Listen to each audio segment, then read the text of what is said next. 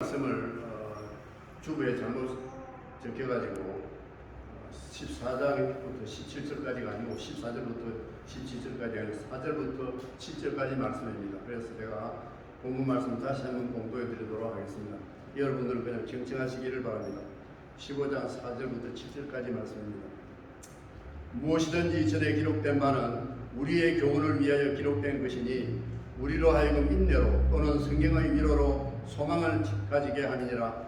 이제 인내와 위로의 하나님이 너희로 그리스도 예수를 본받아 서로 뜻이 같게 하여 주사 한 마음과 한 입으로 하나님 곧 우리 주 예수 그리스도의 아버지께 영광을 돌리게 하려 하노라. 그러므로 그리스도께서 우리를 받아 하나님께 영광을 돌리심과 같이 너희도 서로 받으라. 아멘. 오늘 본 말씀을 통해서 서로 받으라라고 하는 명제로 잠깐 성찰해 보도록 하겠습니다.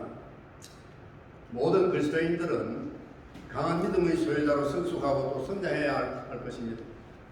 어떤 상황이나 어떤 경우에도 휘어지거나 굴하거나 꺾어지지 아니하는 정말 강한 믿음을 갖지 않고는 가장 결정적인 순간에 믿는 자와 믿지 않는 자 사이에는 아무런 차이가 없게 됩니다. 반석에 세워진 집 그리고 모래 위에 세워진 집은 평소에는 아무런 차이가 없습니다. 날이 맑고 청명할 때에는 구별이 되지 않습니다. 살아가는 때에도 아무런 불편이 없습니다. 그러나 그 차이는 결정적일 때 드러나게 됩니다. 창수가 나고 태풍이 몰아칠 때 반석에 세워진 집은 견고하게 버팁니다. 그러나 모래 위에 세워진 집은 바로 그 결정적인 순간에 무너져 내립니다. 사람들이 비싼 돈을 들여서 집을 짓고 세우는 까닭은 날이 맑고 좋을 때 그 집안에서 안식을 얻고 쉼을 얻고자 함도 있겠지만은, 그러나 가장 결정적일 때 창수가 나고 태풍이 몰아칠 때 그런 결정적인 때에도 생명을 보호받기 위함입니다. 만약 그 결정적일 때 사람의 생명을 보호해주지 못하고 무너져서 사람을 해한다면 오히려 그 집은 흉기가 될 수밖에 없습니다. 마찬가지로 그리스도인과 비그리스도인, 참 신앙인과 연약한 신앙인의 차이는 결정적인 순간에 드러나게 되는 것입니다. 지금 내 앞에 엄청난 이득이 도사리고 있을 때, 그리고 내가 내 양심의 소리를 한 번만 묵살하면은 그 모든 것이 내 것이 될 수 있는 그런 결정이기 때문에, 내가 상상치도 못했던 환난이나 고난이 나를 음습했을 때 내가 정의와 불의의 기로에 서서 무엇인가 하나를 지금 당장 선택하지 아니하면 안 될 때, 바로 그처럼 결정적일 때 믿음의 있고 없음, 믿음의 크고 작음은 판가름나게 되는 것입니다. 바로 그처럼 결정적일 때 우리가 바른 신앙인으로서 처신할 수 있게끔 우리는 강한 믿음의 소유자로 분명히 성숙해 가야 할 것입니다. 남의 짐이 더 가벼워 보인다는 말이 있습니다. 사람들은 언제나 자기가 지고 있는 짐이 제일 무겁고 자기가 다루고 있는 문제가 제일 크다고 생각한다는 의미입니다. 그래서 이웃집 사람의 암질병보다도 내 감기가 더 고통스럽고, 이웃집 사람의 위적의 수술보다도 내 손톱 밑의 가시가 더 아프다고 하는 말도 생겨나게 되는 것입니다. 즉, 다 내 문제는 크고 내 짐은 무겁지만 다른 사람의 것은 다 가벼워 보인다고 하는 그런 이야기입니다. 그래서 다른 사람에게 문제가 생겼을 때 우리는 굉장히 쉽게 권면을 합니다. 왜 그렇게 말씀대로 살지 않느냐고, 왜 이렇게 하지 않느냐고 정말 쉽게 권면을 합니다. 그러나 동일한 문제가 나에게 닥쳐왔을 때 다른 사람에게 권면한 대로 우리는 살지 못하는 경우가 허다합니다. 비일비재합니다. 그것이 내 문제로 내 앞에 대두되었을 때에 우리는 우리의 감정을, 우리의 이기심을, 우리의 계산을 따라서 말씀을 벗어나는 경우가 허다합니다. 그래서 참 신앙인은 남의 문제에 간섭해서 잘 고민하는 것도 중요하겠지만, 그것보다 더 중요한 것은 자기에게 문제가 봉착했을 때에 신앙인답게 대처하는 자입니다.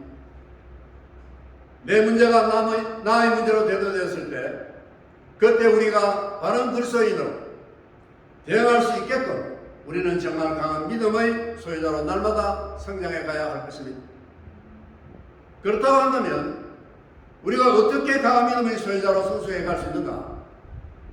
그것은 어린아이가 계속해서 영양분을 섭취함으로써만 강한 성인으로 성장해 되는 것과 마찬가지로 그리스도인들도 믿음의 영양분을 지속적으로 섭취함으로써만 강한 믿음의 소유자가 되어갈 수가 있는 것입니다. 바로 하나님의 교훈, 하나님의 가르치실 말씀을 먹고 마심으로 강한 믿음의 소유자가 되어가는 것입니다. 그래서 믿음의 유무 또 믿음의 강약의 차이는 그 사람의 삶의 모습으로 드러나는 것입니다. 그런데 어떻게 사는 것이 바른 신앙의 삶인지조차 말씀을 통해서 알지 못하고서 강한 믿음의 소유자가 될 수 있다는 것은 전혀 불가능한 말이 됩니다. 그래서 우리는 늘 말씀의 교훈, 말씀의 가르침을 먹고 마시는 일을 게을리해서는 결코 안 될 것입니다. 사람이 어떻게 한평생 달리가면 할 수 있겠습니까? 그렇게 했다가는 며칠도 못 가서 쓰러지고 맙니다. 계속해서 달려가기 위해서는 반드시 때를 맞추어서 먹을 것을 먹어야 합니다. 마실 것을 마셔야 합니다. 그래야 힘을 얻고 한평생을 달리고 나갈 수 있게 되는 것이 아니겠습니까? 한 예를 들자면 자동차가 어떻게 계속 달리기만 하겠습니까? 적절하게 때를 맞추어서 주유소에서 멈추어서 기름을 다시 채워 넣어야 또 계속해서 달려갈 수가 있지 않겠습니까? 그래서 멈추다고 하는 것은 달리는 것보다 더 중요합니다. 신앙의 생활도 마찬가지입니다. 우리가 계속 달리기만 한다면 그 결과는 험한 것으로 끝날 수밖에 없습니다. 정말 우리가 진정 바르고 지속적으로 달려가기를 원한다면 우리는 하나님의 말씀 앞에서 멈추었어야 합니다. 그 말씀의 연료로 우리를 채워야 합니다. 그 말씀의 영양분으로 우리를 가득 차게 해야 합니다. 상대적으로 누군가가 다른 사람에 비해서 식탁 앞에 앉은 횟수가 그만큼 더 많다면 그것은 그 사람이 상대적으로 그만큼 더 긴 인생을 살았음을 의미합니다. 60년을 산 사람이 식탁에 앉은 횟수와 80년을 산 사람이 식탁에 앉은 횟수가 같을 수가 없습니다. 그렇지 않습니까? 또한 어떤 자동차가 상대적으로 주유소에 많이 멈춰섰다고 하면 그것은 그만큼 그 자동차는 긴 거리를 달렸음을 의미합니다. 10만 킬로를 달린 자동차와 1만 킬로를 달린 자동차가 주유소에 선 횟수가 같을 수가 없습니다. 정말 우리가 이 세상을 살아가는 동안 지속적으로 그리고 영구토록 바르게 나아가기를 원한다면 즉 강한 믿음의 소유자로 달려나가기를 원한다면 우리는 그만큼 하나님 앞에서 멈추는 횟수가 더 많아야 합니다. 하나님의 말씀을 우리를 채우고 하나님의 말씀으로 우리를 강하게 하는 그 멈춤의 시간이 많아야 한다는 것입니다. 하나님의 말씀 앞에서 멈추는 것은 절대로 인생의 낭비가 아닙니다. 그것은 오히려 전혀 새로운 인생의 출발을 향한 확실한 보장이 되는 것입니다. 그렇다고 한다면 정말 강한 믿음을 소유한다고 하는 것은 그리스도 안에서 어떻게 변화되어 가는 것을 의미하는가? 어떻게 변화되어 가는 것을 의미하는가? 어떤 사람으로 변모되어 가는 것을 의미하는가? 본문 4절 말씀을 통해서 이렇게 말씀하고 계십니다. 무엇이든지 전에 기록한 바는 우리의 교훈을 위하여 기록된 것이니 우리로 하여금 인내로 또는 성경의 안위로 소망을 가지게 함이니라. 바로 여기에 세 단어가 나오고 있습니다. 인내, 위로, 그리고 소망입니다. 강한 믿음의 소유자가 된다고 하는 것은 첫째로 하나님의 말씀을 통해서 인내를 배우고 인내를 행하는 자가 되어가는 것을 의미합니다. 감정적 차원에서의 인내이든지 아니면 시간적 차원에서의 인내이든지 상관없이 인내라고 하는 것은 오래 참고 기다리는 것을 의미합니다. 사람들은 다 누구나 마음으로는 인내하기를 원합니다. 그럼에도 불구하고 실생활의 현장에서는 선뜻 인내하지를 못합니다. 왜 그렇게 했습니까? 내가 내 감정을 억누르고 참는다는 것은 곧 내가 상처받는 것을 의미하기 때문에 그렇습니다. 내가 내 자신이 원하는 때를 접어두고 그것을 포기한다고 하는 것은 곧 내 자신이 썩는 것을 의미하기 때문에 그렇습니다. 그것은 굉장한 아픔이고 고통일 수 있습니다. 대개의 경우 사람들은 남에게 오히려 상처를 줌으로써 자기 자신이 시원하게 생각합니다. 불안하게 생각합니다. 자기 자신의 에고를 강화시킴으로써 보람을 얻습니다. 그러므로 자기가 상처받고 자기가 써야 하는 인내를 선뜻 행하지 못하는 것입니다. 그런데 우리가 잊지 말아야 할 한 가지 중요한 사실은 바로 그처럼 내가 상처받아서 아프고 내 자신이 썩어서 괴로운 그 인내의 과정을 통해서 그 아픔과 그 고통의 과정들을 거치면서 우리가 비로소 사람다운 사람으로 바뀌어져 간다고 하는 사실입니다. 바꿔 말씀드리면 인내의 과정을 거치기를 원치 아니하는 사람은 내가 한번 참고 기다려보는 그 아픔과 그 고통을 감수하려 하지 아니하는 자는 절대로 결코 하나님 앞에 바른 영혼과 마음의 소유자가 될 수 없음을 분명히 의미하는 것입니다. 예수 그리스도께서 누가복음 21장 19절에서 이렇게 말씀하고 계십니다. 너희의 인내로 너희의 영혼을 얻으리라. 너희들이 정말 속이 터져서 죽을지언정 한번 참아보지 아니하면 너희들이 정말 이를 악물고 죽는 고통을 감수하고서라도 인내하는 그 아픔을 겪어가지 아니하면 너희 영혼을 못 얻는다고 하는 그런 이야기입니다. 너희는 인내를 통해서만이 참다운 영혼을 갖고 갈 수 있다는 말씀입니다. 따라서 지금 내 삶 속에 내가 아픔과 고통이 수반되는 인내를 내가 할 수밖에 없는 상황이 벌어지고 있다고 한다면 그것이야말로 하나님의 은총이라고 생각해야 합니다. 성경에서 말씀하고 있는 을을 위하여 핍박을 받는 자는 복이 있나니 즐거워 기뻐하라. 이것이 어떻게 말이 됩니까? 내가 을을 향하고 핍박을 받는다. 그게 어떻게 복이 될 수가 있는가요? 얼핏 생각해보면 화를 받는 사람 같습니다.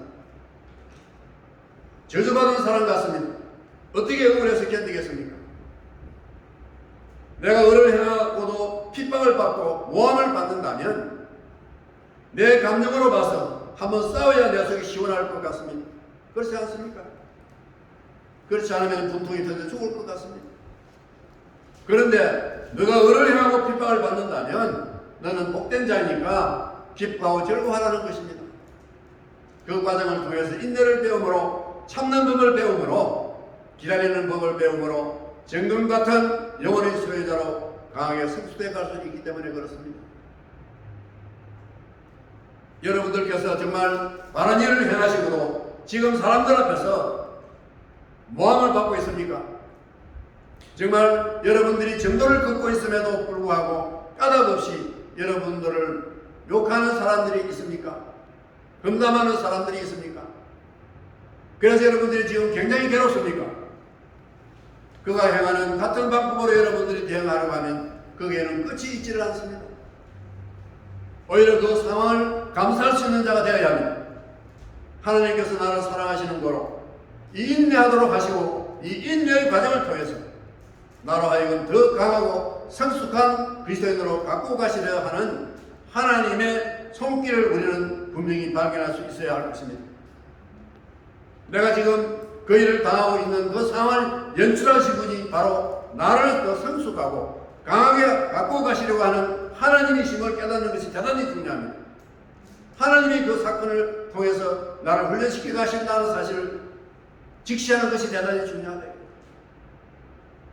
인내한다고 하는 것은 헬라말로 휘포메노라고 합니다.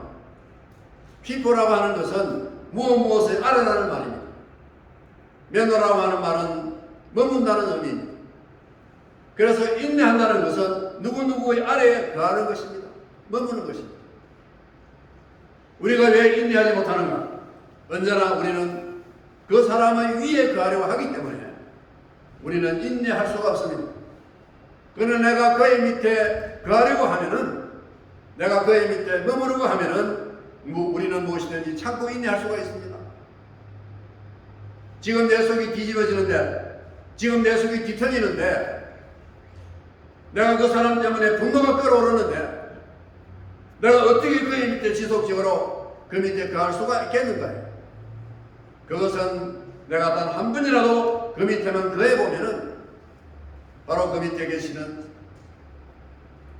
우리를 사랑하시는 예수 그리스도가 제자들의 발을 씻기시던 그 모습으로 계시기 때문에 우리는 그 밑에 거할 수 있는 자가 되어야 됩니다. 거기에서 우리가 예수를 만날 수 있기 때문에 예수님이 제자들의 발을 씻기시기 위해서 자기가 무릎을 꿇고 계시는 그 성자 하나님이시지 않습니까?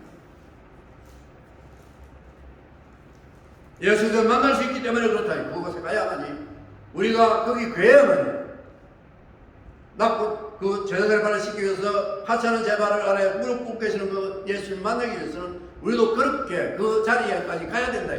거기에 가지 않고서는 절대로 예수 그리스도를 만나볼 수가 없습니다. 내가 밑에 거할 때는 그분을 만날 수 있다는 것입니다. 나를 사지기 위해서 이 세상에서 가장 비천한 죄인의 몸으로 사형틀에 못 박혀 돌아가신 그 낮고 낮은 데 계신 그분을 내가 남의 밑에 거할 때만, 그 아래 할 때만 비로소 인격적으로 만나게 될 수 있다는 이야기입니다. 그 밑에 계시는 예수 그리스도께서 그분의 능력으로 우리로 하여금 인내할 수 있도록 도우시는 것입니다. 이끌어 주시는 것입니다. 힘을 주시는 것입니다. 그래서 우리는 지속적인 퀴포메노의 사람으로 바뀌어질 수 있습니다. 정말 우리가 제 아래에 처해서 그 아래에 계시는 예수 그리스도를 한번 만나보면 그분이 나를 위해서 오래 참아주셨던 그 인내를 한번 배우면 그분이 나를 살려주시기 위해서 십자가를 지시고 그 고통을 참으신 그 참으심을 한번 내 것으로 삼으면은 못 참을 것이 없을 것이다.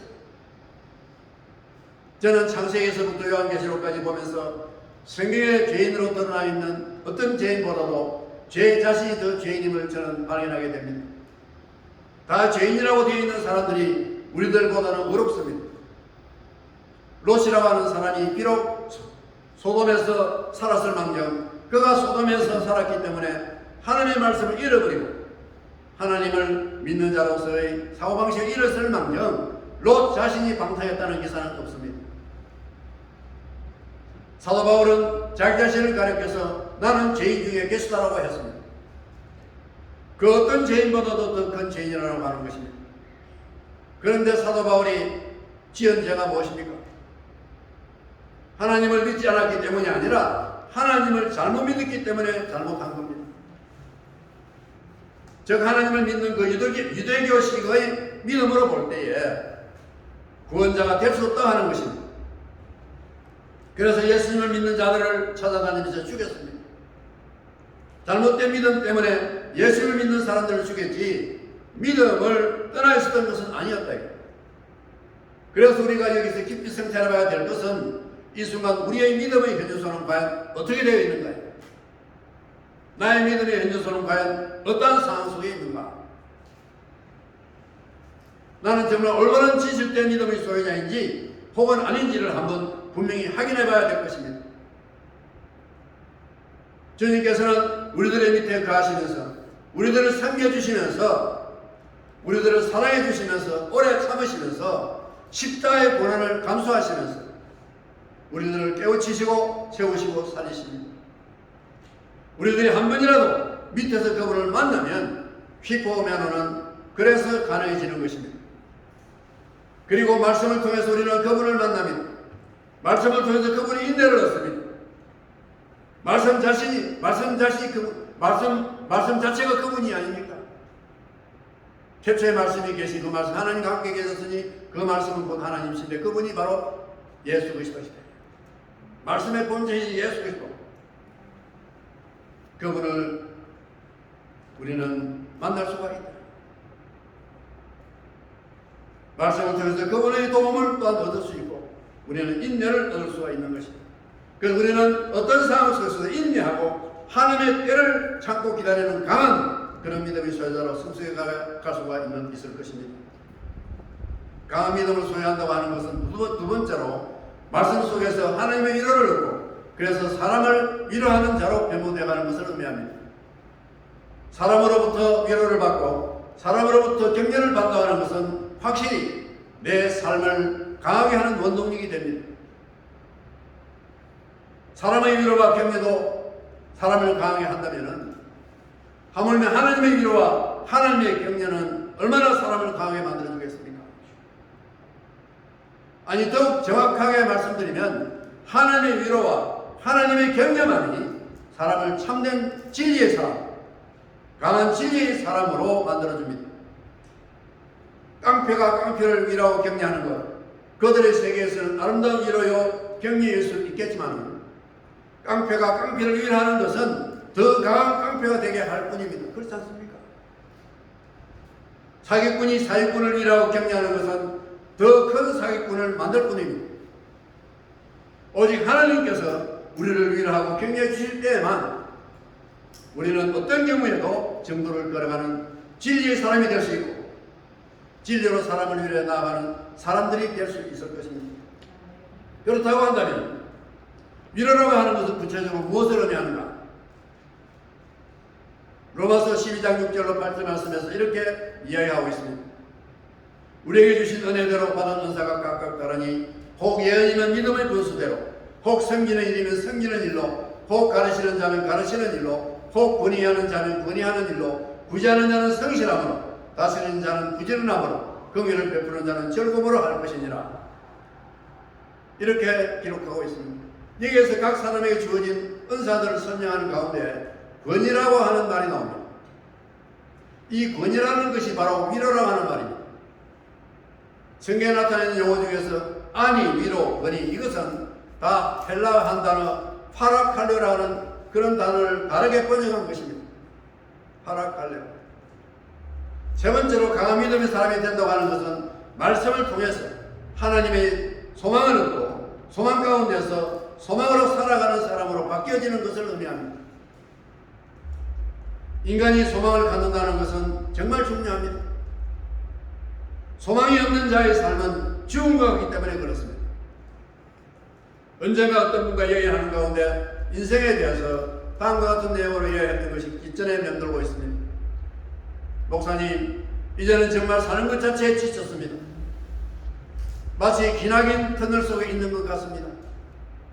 아무리 보아도 터널의 끝이 보이지를 않습니다. 끝이 보이지 않는 인생, 소망이 없는 인생, 그 인생에 지쳐버린 그 교우님이 그 말씀을 하실 때 그분의 얼굴에 서리던 절망의 빛을 저는 아직도 잊지를 못합니다.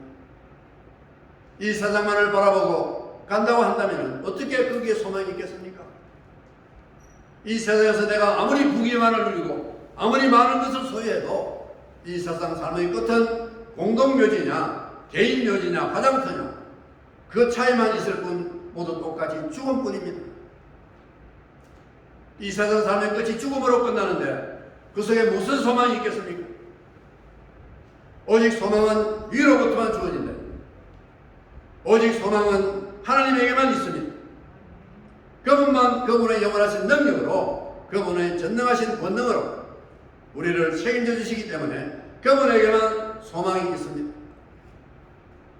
소망이라고 하는 것은 지금은 내 눈에 보이지 않는 것 같지만 그러나 장래에 반드시 내 앞에 실제로 존재할 것을 믿는 그런 믿음으로부터 비롯되는 바람이 바로 소망입니다. 그래서 소망을 가리키는 헬라어 단어든지 아니면 히브리어 단어든지 구별 없이 전부 다 확신 혹은 믿음이라는 단어와 동의어를 이루고 있습니다. 소망이라는 단어 속에 믿음이라는 단어가 빠져있는 헬라어나 히브리어는 한 단어도 없어요. 소망을 가리키는 히브리어 단어 중에 카살이라고 하는 단어가 있습니다. 카살이라고 하는 그 단어의 원뜻은 내장이라는 말입니다. 내장. 우리 뱃속에 있는 내장. 이 내장이 소망일 수 있습니까?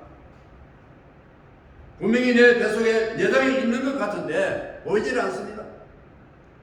이 내장이 어떤 경로를 통해서 어떻게 활동하는지 우리는 알지를 못합니다.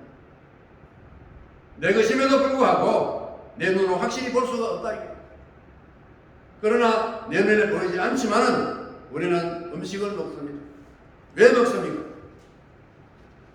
내가 음식을 먹을 때 내 내장이 그 음식을 받아들이고 소화시켜 줄 것을 믿기 때문에 먹지 않습니까?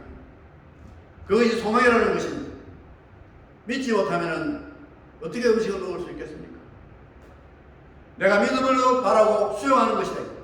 소망을 가리키는 히브리어 단어 중에는 티끄바라고 하는 단어가 또 있습니다. 이 단어의 원뜻은 노끈이라고 하는 의미입니다. 노끈이 소망과 무슨 관련이 있을 수 있는가? 여기에 조그만 짧은 노끈이 하나 있다고 하십시오. 이 노끈 자체는 아무런 힘이 없어 보입니다. 흐느적 합니다. 그러나 그 노끈을 보는 순간에 그 노끈이 어떤 물체인가 단단히 묶는 것이 내 눈에 보여지는 것입니다. 지금 책상에 놓여져 있는 노끈 그 자체는 아무런 힘없는 실의 결합에 불과한 것처럼 보이지만 그 노끈으로 어떤 물건을 묶음으로 그 노끈이 단단한 힘으로 역사하는 것이 보인다는 것입니다. 다시 말하자면 지금 내 눈앞에서 일어나고 있는 일거수일투족의 현상과 사건들 속에서 전혀 새로운 미래의 참 실상을 내가 지금 보는 것, 그것이 바로 소망이라고 하는 것입니다. 그래서 소망을 가리키는 헬라어 엘피조라고 하는 단어는 내다본다, 바라본다라는 뜻입니다. 지금 있는 것, 이것만 보지 않고 그 속에서 전혀 다른 것을 내다본다는 것입니다. 지금 내 삶이 아무리 절망스럽고 공고하다 할지라도 그 속에서 나와 함께 하시는 하나님께서 이루어 가실 전혀 새로운 내일, 미래, 내 인생의 실상을 내가 바라보는 것, 그것이 소망이라는 것입니다. 바로 여기에 소망과 망상의 차이가 있습니다. 망상은 막연한 생각입니다. 그러므로 망상을 갖는 자는 망상을 sel고할 뿐이지 그 망상을 위해서 전혀 무엇을 대비하거나 준비하지는 않습니다. 그러나 소망은 믿음에서부터 비롯되는 행위이기 때문에 바른 소망을 가진 사람은 그 소망이 이루어질 날, 그 소망이 이루어질 때를 위해서 지금 내가 준비해야 할 것을 준비하고 대비해야 할 것을 대비하는 것입니다. 그래서 바로 하나님 말씀 속에서 우리는 소망을 얻게 되는 것입니다. 하나님의 말씀을 먹고 마심으로 언제나 나와 함께 동행하시고 이 사막과 같은 나 인생의 여정에서 구름 기둥과 불 기둥으로 나를 인도하시고 내가 성탄지 못할 것으로 나의 삶을 예비하시고 책임져 주시는 하나님을 매일매일 인식하고 확인하고 우리는 소망을 얻는 자가 되는 것입니다. 그러면은 우리가 이처럼 하나님의 인내, 하나님의 위로, 하나님의 소망 속에 거하는 강인한 믿음의 소유자가 되었을 때 우리가 행해야 할 구체적인 일이 도대체 무엇인가? 오늘 본문 말씀 5절로 6절이 이렇게 답변을 하고 있습니다. 이제 인내와 안위의 하나님이 너희로 그리스도 예수를 본받아 서로 뜻이 같게 하여 주사 한 마음과 한 입으로 하나님 곧 우리 주 예수 그리스도의 아버지께 영광을 돌리게 하려 하노라. 여기에 여러 가지 중요한 단어가 나옵니다. 우리가 정말 하나님의 위로, 하나님의 인내, 하나님의 소망 속에서 강한 자가 되어야 할 것은 예수 그리스도를 본받는 자가 되는 것, 서로 뜻이 같게 하는 것, 한 마음을 갖는 것, 한 입을 갖는 것, 그래서 하나님 곧 우리 주 예수 그리스도 아버지께 영광을 돌리는 것이다라는 겁니다. 그런데 여기에서 중요한 것은 우리가 강한 믿음을 가져야 할 가장 큰 이유는 하나님께 영광을 돌리기 위함이라는 것입니다. 그렇다고 한다면 하나님께 영광을 돌린다고 하는 것은 한마디로 무엇을 의미하는 것인가? 사도 바울 선생님께서는 이 로마서의 본문 속에서는 하나님께 영광을 돌린다는 것을 어떻게 규정하고 있는가요? 7절 말씀에서 이렇게 대답하고 있습니다. 이러므로 그리스도께서 우리를 받아 하나님께 영광을 돌리신과 같이 너희도 서로 받아라. 우리가 강한 믿음을 소유하고 하나님의 위로, 인내, 소망 속에서 날로 강해질 이유가 하나 있다고 한다면 그것은 하나님께 영광을 돌리기 위하여 하나님께 영광을 돌린다고 하는 것은 우리가 서로서로 받아들이는 것이라고 하는 것입니다. 사람이 서로서로를 수용하고 포용하는 것이라는 겁니다. 마치 예수 그리스도께서 우리를 받아들임으로 하나님의 영광을 드러내었듯이 우리가 서로 받아들이는 것, 그것이 믿음이 강한 그리스도인들이 행해야 할 일이라고 하는 것입니다. 그래서 여기에서 중요한 것은 서로 받는다는 것입니다. 어느 쪽 하나가 일방적으로 평생을 받아들이는 것이 아니라 서로가 받아들이는 것이다. 남편과 아내가 서로, 부모와 자식이 서로, 교우가 서로, 믿는 자가 믿지 않는 자와 서로. 그런데 여기에서 문제가 하나 있습니다. 나는 서로 받아들이려고 하는데 상대가 전혀 받아들여야 하지 않는다는 것. 나는 상대의 뜻을 수용하려고 하는데 상대는 전혀 내 뜻에 대해서 무관하다는 것. 나는 상대의 모든 삶을 수용하려고 하는데 상대는 내 삶 자체를 거부한단 말입니다. 그럴 때에 어떻게 해야 되는가? 그래서 하나님의 인내가 필요한 것입니다. 그래서 하나님의 위로 속에 있어야 하는 것입니다. 그래서 하나님의 소망 속에 있어야 하는 것입니다. 하나님의 인내 하심으로 참고 기다리는 것이고, 비록 내 속이 터지고 괴롭지만 하나님의 위로하심 속에서 그분의 격려하심 때문에 내가 혼자지만 그를 수용하기 위해서 애쓸 수 있다고 하는 것이고, 지금 그가 비록 형편없는 사람이라 할지라도 언젠가는 반드시 하나님께서 그를 바로 세워주실 것이라고 하는 소망 때문에 내가 그를 받아들이는 삶을 살아갈 수가 있게 되는 것입니다.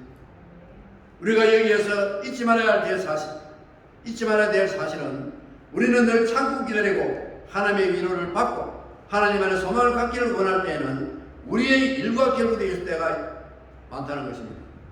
우리의 일과 결부되어 있을 때가 많다. 즉 내가 하는 사업, 내가 하는 일, 내가 하는 계획이 잘 되게끔 하기 위해서입니다. 그리고 내가 괴로울 때 하나님께서 위로해 주시고 격려해 주시기를 바랍니다. 그리고 지금은 잘 안 되지만 내 사업이 언젠가는 잘 이루어질 것을 소망하게 되는데 그것도 참 아름다운 일일 것입니다. 그런데 하나님 아버지께서는 우리 일과 관련해서 소망을 가지라고 하는 것이 아니라 사람과 관련해서 우리가 소망의 사람이 되기를 원하시는 것입니다. 우리는 늘 우리 일 자체가 목적이기 때문에 하나님의 인내와 위로와 소망을 우리의 일과 관련시켜서만 생각하고 행하려 하기 때문에 우리가 하나님의 이름으로 일을 하면서도 실상은 수없이 많은 사람들에게 해를 끼치고 상처를 주는 경우가 허다합니다. 선교단체들이 저지르는 비리, 월권행위, 아나무인적인 행동, 이거 모두 다 죽이기 전도되었기 때문에 그렇습니다. 하나님께서는 일이 아니라 사람이라고 하는 것입니다. 우리는 사람 때문에 인내해야 합니다. 우리는 사람 때문에 하나님의 위로를 구해야 합니다. 우리는 사람에게서 하나님의 소망을 발견해야 합니다. 그때만 우리는 일의 노예가 되지 않고 일을 우리의 구상으로 섬기지 않고 우리가 무슨 일을 행하든지 그 일이 하나님과 사람에게 동시에 유익함을 드리는 성업, 즉 성스러운 업이 될 수 있을 것입니다. 천국은 절대로 먼 곳이 있지 않습니다. 하나님의 위로와 하나님의 인내하심과 하나님의 소망 속에서 서로가 서로를 받아들이려 하는 하나님의 사랑이 가는 바로 그 삶 속에 천국은 아름답게 그리고 구체적으로 분명히 펼쳐지게 될 것입니다. 다 같이 기도드리겠습니다. 하나님 아버지, 식탁에 멈추는 시간이 있어야 달려나갈 수 있는 것처럼 자동차가 주유소에 멈춰야 목적지를 향해서 달려갈 수 있는 것처럼 하나님 아버지 앞에 날마다 멈추는 자들, 말씀 앞에서 멈추는 자들, 말씀을 먹고 마시는 자들이 되게 도와주시오. 말씀 안에서 날로 강한 믿음의 소유자로 성수되고 상대될 수 있도록 은총을 다하여 주시옵소서. 우리 모두가 서로서로를 받아들이는 자가 되게 도와주시옵소서. 어떤 경우에도 우리가 행하는 일 자체가 우리 인생의 목적이요 우상이 되지 말게 도와주시오. 그 일을 통하여 사람을 받아들이고 사람을 수용하는 것이 우리 인생의 목표가 될 수 있도록 도와주시옵소서. 나는 받아들이려 하지만은 상대가 나를 받아들이지 아니하고 거부하려 할 때 그때 하나님의 인내 속에 거하게 하시고 하나님의 위로하심 속에 있게 하시고 하나님의 은총 안에서 그 사람에 대한 소망을 버리지 아니하는 자가 되게 도와주시옵소서. 그리하여 우리가 어느 곳에 있든지 서로가 서로를 위하여 받아들이는 진정한 하나님의 사랑의 역사로 그리스도 안에서 힘쓰는 우리들의 삶 속에 날마다 아름다운 천국이 펼쳐지게 도와주시옵소서. 예수 그리스도 이름으로 간절히 기도하옵나이다. 아멘.